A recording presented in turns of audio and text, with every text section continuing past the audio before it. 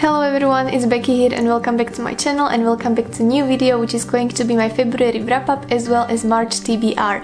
And I know that February is not officially gone by the time you're watching this video, but I just decided to record it anyway because I don't think I will have time to read another book in like 2 days. So here I am. I really hope you will enjoy this video. Please let me know if you read any of the book I'm going to be talking about, and without further ado I will just begin. So the first book I finished in February is called Bigger Than Us by Fearne Cotton. And do you know how much I love the podcast called Happy Place, which is also done by Fearne Cotton? And this time again I had this book as audiobook and I really enjoyed this because it really felt more like a podcast rather than reading a book, and I really enjoyed this because yeah, I like her podcast, as you can say. And it's a very interesting book because in this book Fearne Cotton explores different ways how people can reach mindfulness or listen to their inner voice through different forms of activities. You can call it, let it be either meditation itself, maybe yoga, maybe shamanism, and even like I completely forgot the name for it in English, but you know, like stars and little bit of stars reading thing. Oh my goodness. Anyway, different forms how you can think of mindfulness and calmness and de-stress a little bit in this world.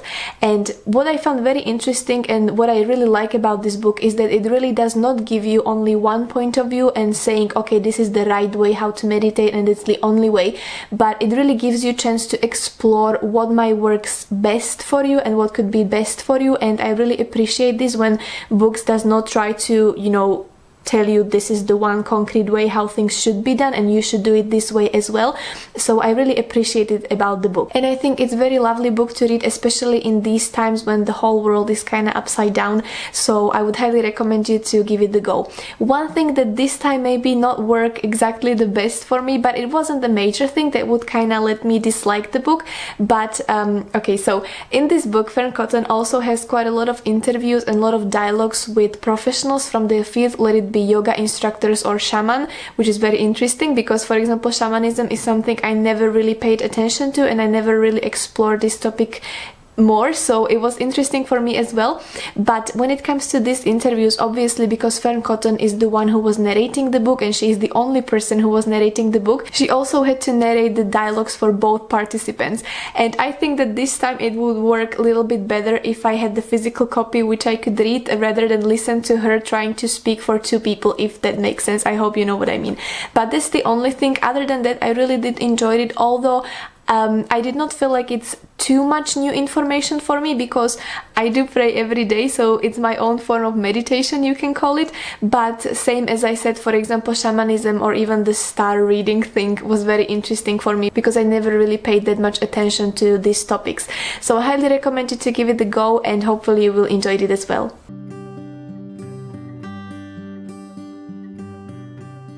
The book number 2, which I finished in February in one sitting, actually is this one called The Boy, the Mole, the Fox and the Horse.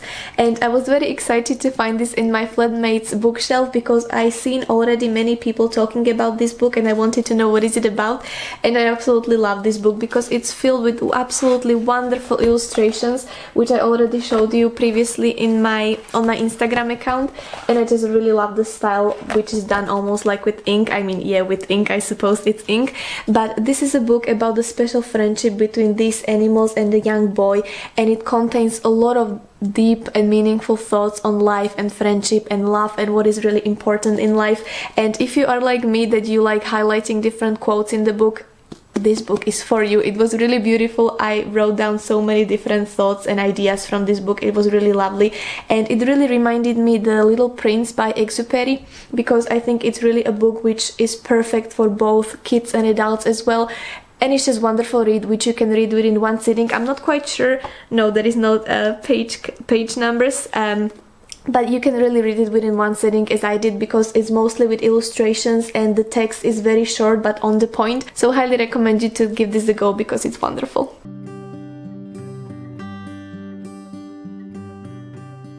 And the book number 3 I managed to finish in February is called The Ocean at the End of the Lane by Neil Gaiman.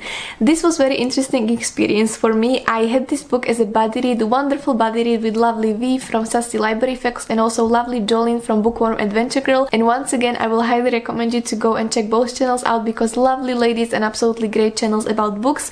So go and check them out. But this was very interesting experience for me because I think it confirmed to me once again that Neil Gaiman is not the author which I would exactly be searching for in the future. I'm not saying I will never read his books again, but I don't think it's something I would be looking for particularly in near future because I think that his writing style is just really not my style of the books which I would enjoy. But anyway, let me tell you what the book is about. So it's a story of a man who after a very long time comes back to his village to attend funeral, and through this experience his past basically catches up on him and he once again meet people from his past he met as a young boy. When he was 7 years old, a man committed suicide in his father's car, and obviously this event affected young boy very much, and through this experience he was able to meet 3 different characters, trio of women, Letty Hemstock, her mother and her grandmother, who as they claim were not witches but they were very special indeed with special powers. And through this flashback we also meet Ursula, who worked as a nanny or maid for their family, but she really proved to be evilish person or evilish character who caused a lot of problems to their family. So as I mentioned, I really enjoyed this experience of reading because I must say that I really do like Neil Gaiman's ideas. I really enjoy films which are done according to his books, but I just feel like reading his books makes me really uncomfortable. It's not creepy necessarily in like horror way, although yes, some parts even in this book were really like creepy and almost like disgusting, but it mostly makes me feel uncomfortable. I don't know how else to describe it or explain it, but yeah, he's just not author for me. But on the other hand, I would like to point out that what I really enjoy this is the way how he managed to describe world through children's eyes, and especially when it comes to children not being hurt by adults, let it be either metaphorically or physically, that adults very often do not listen to children just for the sake of being children. And I really like the way how he managed to portray and capture this and wrap the whole story about this, because I feel like this was one of the main points of the story, that children are not being hurt enough by their parents or family members or whoever else they are trying to search for help in. Yeah, people they go to search for help, and they're just not listening because they don't believe them because they are kids. So they try to find sanctuary and try to find help somewhere else. So I think it was very important thing in this book to explore a little bit, and I really like the way it was done and it was written. But just in general, I think I'll take a little break from Neil Gaiman's book. But if you read this book and you really love it, please say something about it in the comments, because I would love to see what you thought about this book. And now I'm slowly moving to the second part of the video, which is going to be my TBR for March. And as I mentioned, I have 2 books which I'm still reading, which I started to read in February, and I did not have time to finish them yet. So the first book is this one, called Norwegian Wood by Murakami.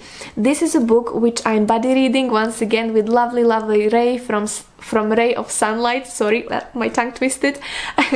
Yeah, it's a wonderful book which tackles topics such as mental illness, so it's not easiest book to read, but still I very much enjoyed it, because this is the second time I'm reading book by Murakami. The first one was again buddy read with Alice from Alice and the Giant Bookshelf, called What I Talk About When I Talk About Running, and I loved his writing style because he really has a lot of like poetic almost like style, and he speaks a lot about memory, and same in this book, it speaks a lot of about relationship and memory and mental health, and I really enjoyed it. But I don't want to be talking about it very much because I would like to give you the exact wrap up of the book in the March.